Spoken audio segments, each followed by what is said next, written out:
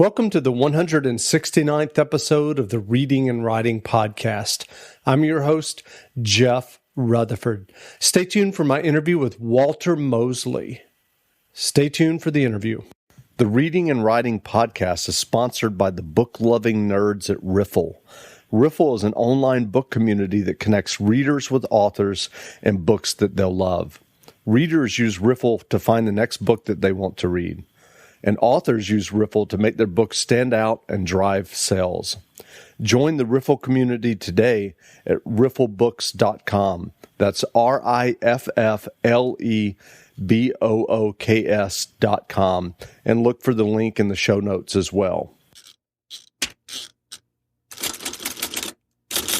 Welcome back to the Reading and Writing Podcast. My guest today is Walter Mosley, the acclaimed author of the Easy Rawlins mystery series.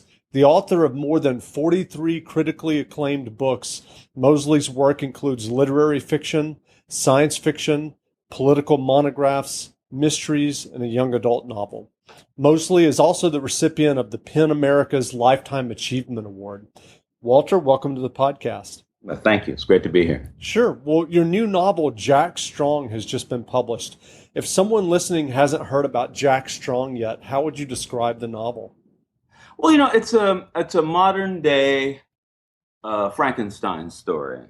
It's taking the issue of creating an individual out of many people, and but the what I've added to it, what I've added to it is that he's aware of all the different psyches that comprise this new person, basically a new person, and there's an internal struggle going on with him where he's trying to satisfy some of the needs that these parts of him had before they died, and then he has a problem in the world because there are people who think he's a monster and want to get rid of him.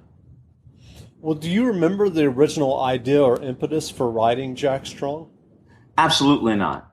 I just sat down one day and started writing, and basically I'm assuming, because what else would it be? It starts off with the voices, just these unembodied voices in this speaking. And you don't even know, I don't think I knew at the time that they were in the same person's mind.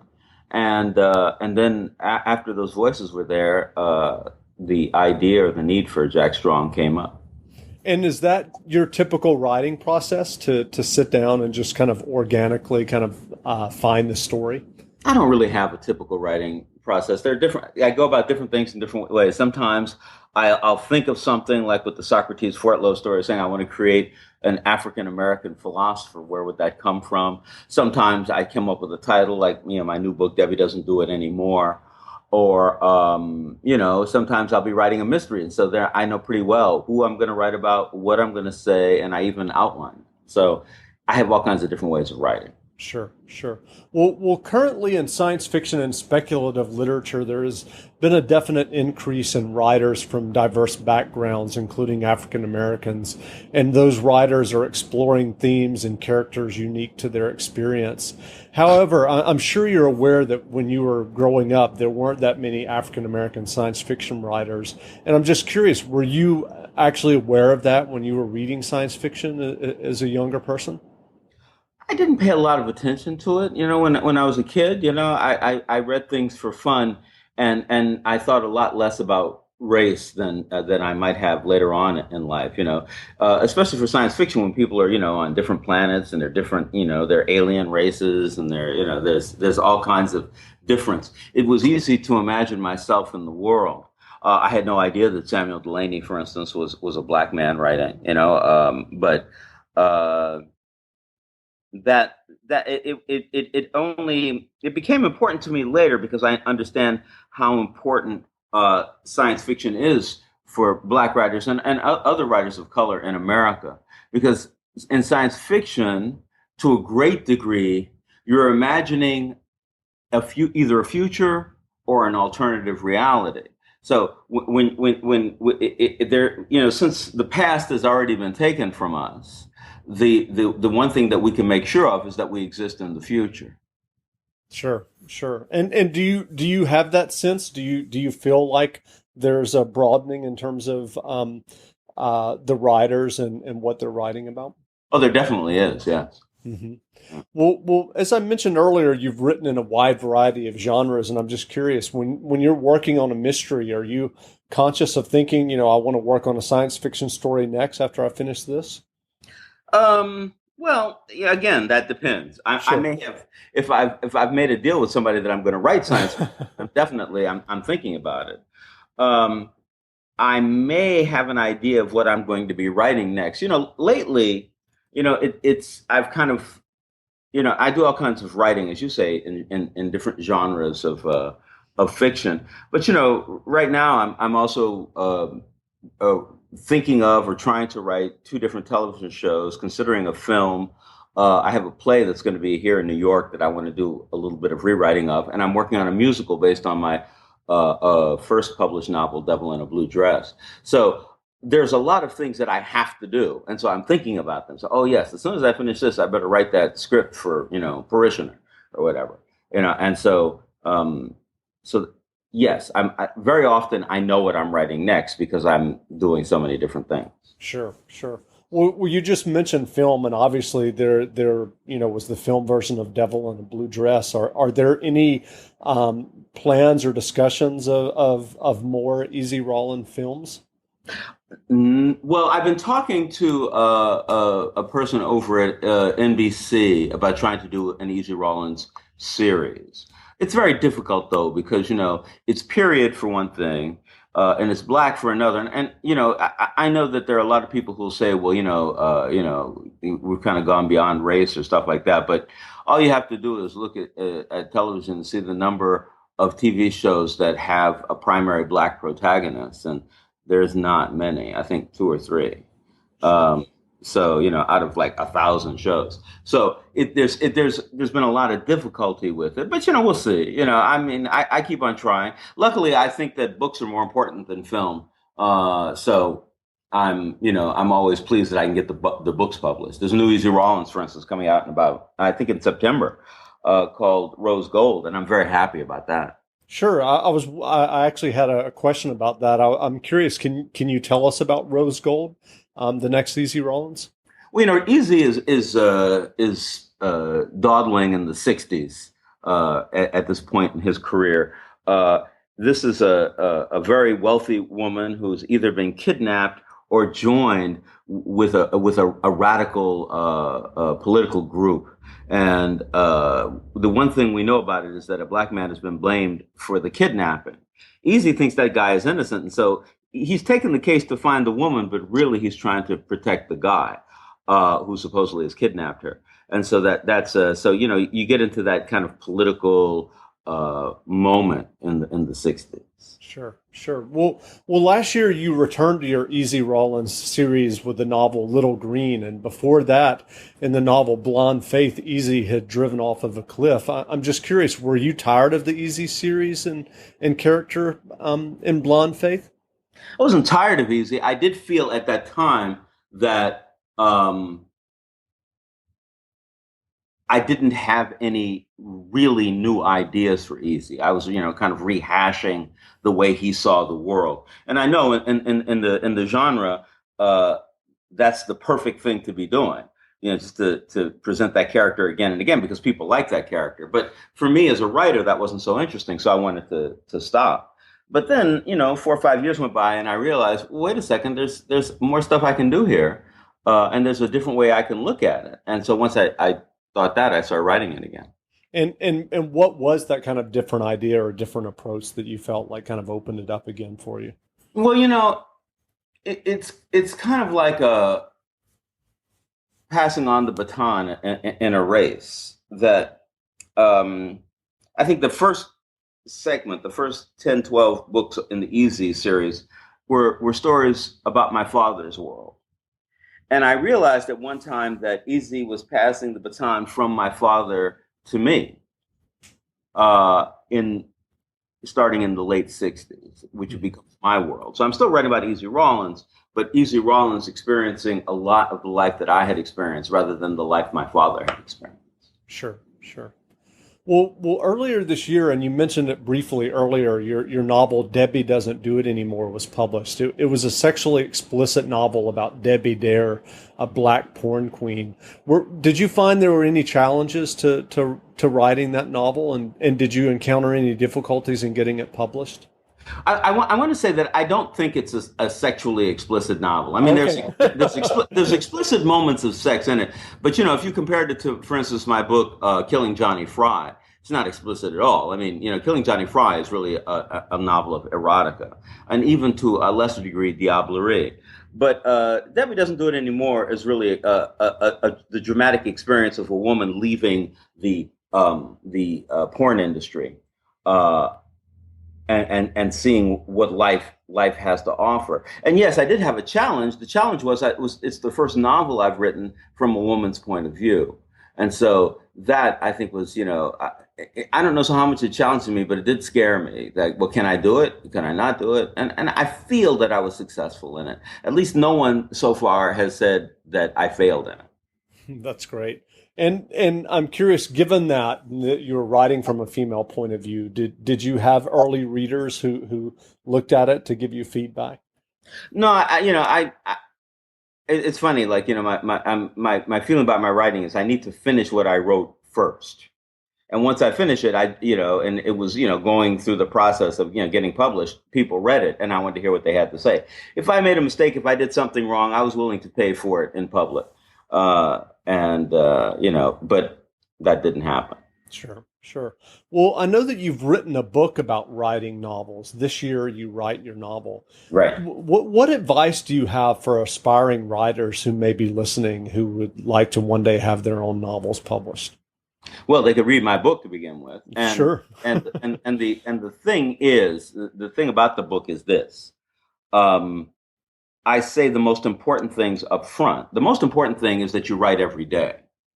That you write every day on that subject, every day on your book, not in your journal, not in letters, not on a blog, but actually writing on the book, writing every day. And if once you've done that, if you spend 100 days writing every day, and that's every single day, no days off, I think that you will find that you've gotten deeper into your work, and that all of a sudden parts of your mind are speaking to you that you didn't even know existed.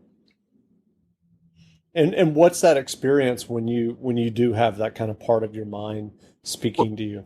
Well, all I can say is it's a deeper experience because it'll be different for every person doing it. Sure. So once you get there, once you start doing the work, you will find something in yourself. What is that in yourself you'll find? I don't know. I don't know who you are. Sure, sure. So can you remember what it was like when you wrote and had your first novel published? What was that experience like for you? Had you written a lot of fiction before then? No, I came to writing very late. I was in my mid-30s. And not long after I got there, I started I started getting published, which is kind of wonderful. I was really excited when I got the book published. However, I have to say that what was most important to me, and what's always been most important to me, is the experience of writing. And so, on one hand, the fact that I was getting published meant that my life was going to change in a certain kind of way, which was wonderful. But my life had already changed in a certain way because I was writing. And what was that process like for you when you did start writing seriously for publication? Well, I never was really writing for publication until I got published. I wrote Devil in a Blue Dress. First, I wrote a book called Gone Fishing, which got published later. Then I wrote Devil in a Blue Dress. I gave it to a friend of mine. My friend gave it to his editor. His editor called me and said, "I want to represent you." And then the book was published. It was a very simple movement, and I was happy with it. But I really want to say that I think I was at that time. I was like, "Wow, this is great. This is it. This is where I've been." But as time has gone on, I've come to realize that the really important moment came before that, when I was just writing for myself. And that's still what I'm doing, because, writing is a business. Anybody who gets involved in writing, the people who you write for are going to tell you what they want you to write. So unless they exist in your brain, like in Jack Strong, they're probably wrong.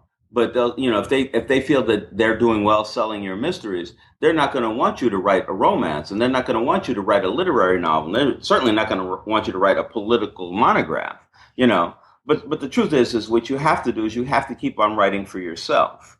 And if the idea and the goal is to make a publisher happy, or a reading populace happy, if that's the first thing that you're thinking, you may very well not be very happy as a writer. Sure. Well, in terms of writing that first novel, Gone Fishing, can you remember what it was like when you kind of got into the story, and was it, did you know immediately, like, wow, I've got something here that's really exciting for me, and that's going to be good? It's an interesting question. I wrote it and I liked it. I'm an only child, I like almost everything I do. But I'm smart enough to know that other people might not like it. And also, the other day I teach screenplay writing at Sundance, at the Sundance Labs, in the summer and the winter. And a person at the labs asked, well, how do you deal with rejection?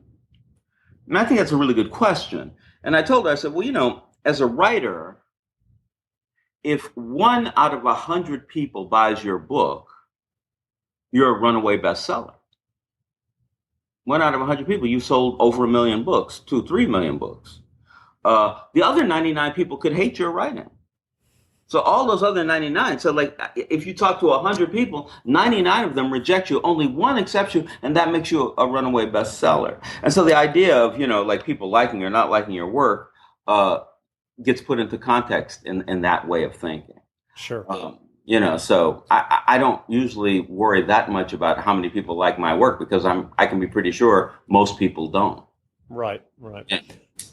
So what is, you just mentioned your work in teaching screenwriting.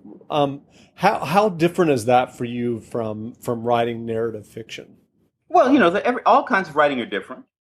Even the genres are different. If you're going to write a Western or a mystery or a so-called literary novel, those are all different ways of doing it. Writing a screenplays is the most like writing poetry, because you're writing in images, you're writing in visual representation. What people say is a lot less important than what they see. How the film is edited is very much a collaboration. It's what you're doing is, it's like as if you were a master architect, and now you only write blueprints. You no longer go out and work building.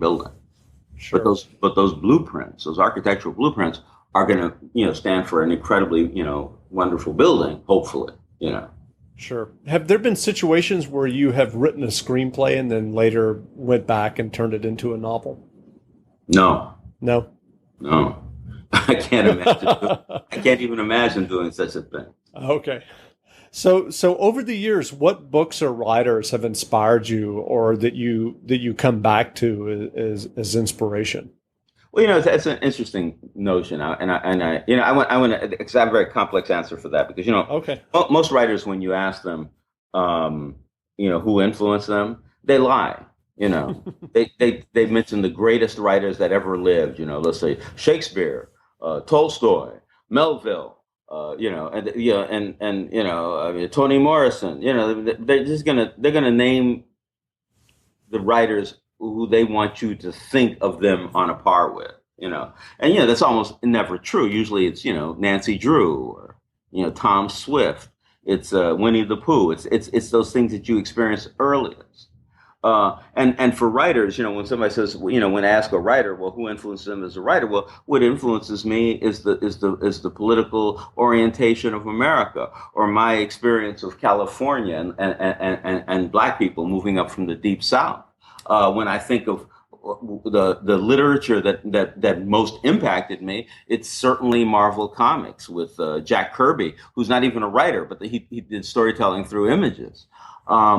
That's I think the thing that people have to remember, because people start coming to you and say, well, your story reminds me of Macbeth. I mean, if I have to live up to Macbeth in order just to write a novel, I'm going to shoot myself, and that's crazy, But yeah, I love Marquez. I love Richard Wright. I love Albert Camus.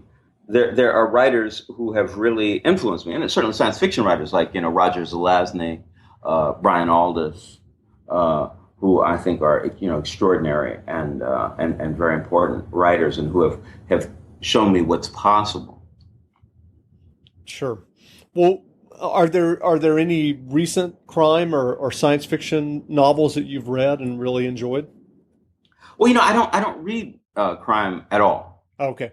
Because I'm afraid Sure. their plots will slink into my head, and I read and I don't even know why, but Simon R. Green wrote the series, the Nightside series, Yes. and I just love that series. I love the way he thinks in a literary fashion, in a language fashion. I love the humor and the way the stories move. I'm not even quite sure that they're exactly novels, but it doesn't really matter to me. The stories are so wonderful. I'm willing to sit down and spend some time with them.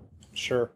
Well, recently, book publishing has been undergoing a pretty massive transformation in terms of ebooks and books available on digital devices, whether phones or iPads, et cetera. And I know that Jack Strong is published by Open Road Media.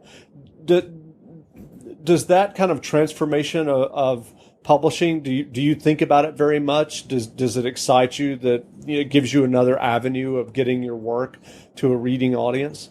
Well, it does give me another avenue for a very specific reason. The publishing world has some rules, which I don't even know where they come from or what they mean. But like, for instance, they only want to publish one book of yours a year. If you push them really hard, they'll do two. Now, I write 3 or 4 books a year. And so, I'm forever getting behind because I have books, that are waiting for other books to get published. But when I can go to electronic media and say, well, I'd like to publish this book with you. And they say, oh, sure, great, let's do it. Because it doesn't really cost that much for them to do it. They don't have to cut down any trees. They don't have to worry about distribution. They just have to put it in electronic format and make it available on all, the various different platforms. And so that's great. So I'm doing, at least 2 ebooks a year. Along with a couple of books published solely on paper. Great. Well, again, we've been speaking with Walter Mosley. Mosley's latest novel, Jack Strong, is available now, and his new Easy Rawlins mystery, as we discussed, Rose Gold, will be published in September. And Walter, thanks for doing this interview. Well, thanks a lot. Thanks for talking to me. It's great. Sure.